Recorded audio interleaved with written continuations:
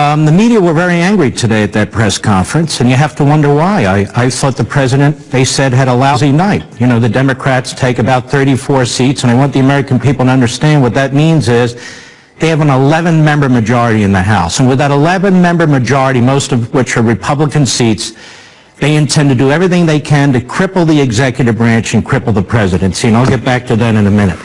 What we saw today in that press conference was a disgrace to this country. Imagine the world watching what took place there.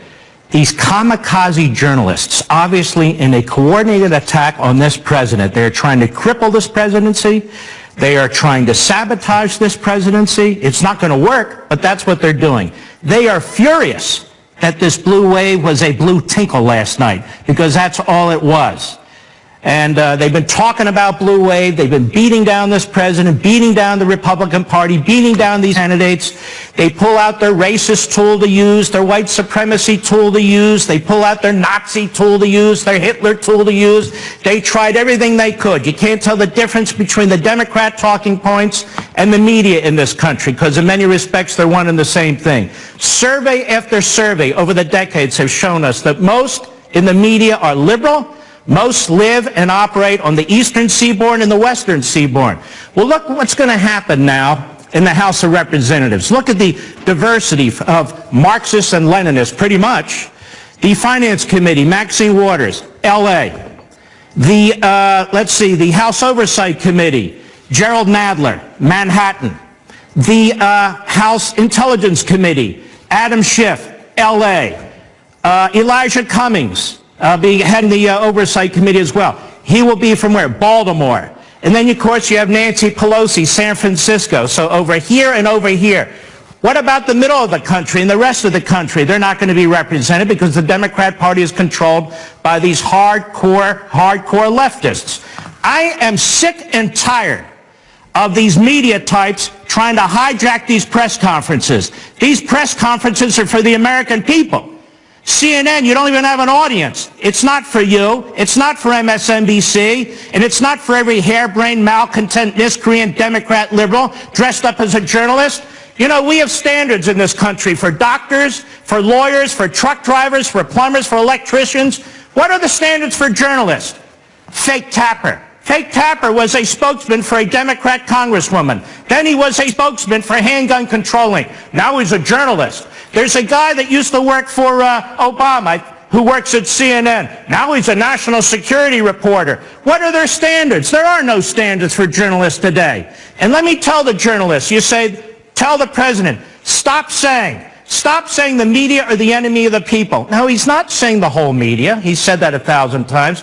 Let me tell the media something. The president isn't the enemy of the people either. And you should stop your campaign of trying to cripple him and destroy him. They're upset because there was no blue wave. They're upset they lost in 2016. They're upset they lost in 2018. And guess what? They're going to lose in 2022.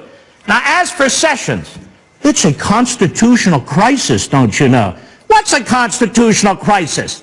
The president got rid of a cabinet secretary, the attorney general. He's only been telling us this for 10 months, what he plans to do. It's like the Saturday Night Massacre. They drag out John Dean, the guy that doesn't even have law license anymore. The guy who served time, as I seem to recall, through Watergate. Now, he's a contributor to one of CNN or MSNBC. There's an authority. And what does he say? It's like the president's plotting to kill somebody, a murder. Well, so he gets rid of Sessions. What? So what happens? He has an acting attorney general. Then I hear these so-called experts say, he can't do that. There's a rule of succession. Of course he can do that. Moreover, they say, it's like the Saturday Night Massacre. How? Did he fire Mueller? Did he order the attorney general to fire Mueller? Did he order the deputy attorney general to fire Mueller?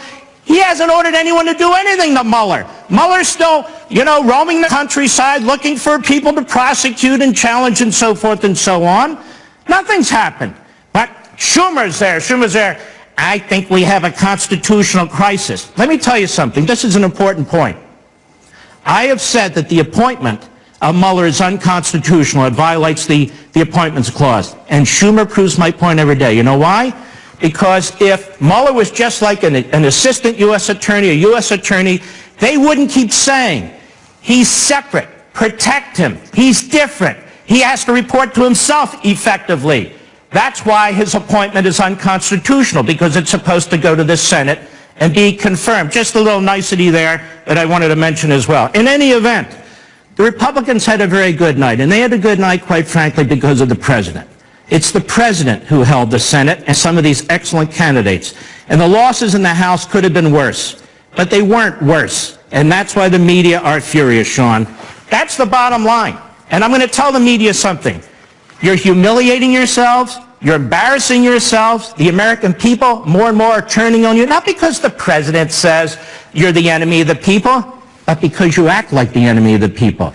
You know what we learned in this press conference today, thanks to the media? Nothing. A presidential press conference isn't for CNN, which doesn't have any viewers anyway.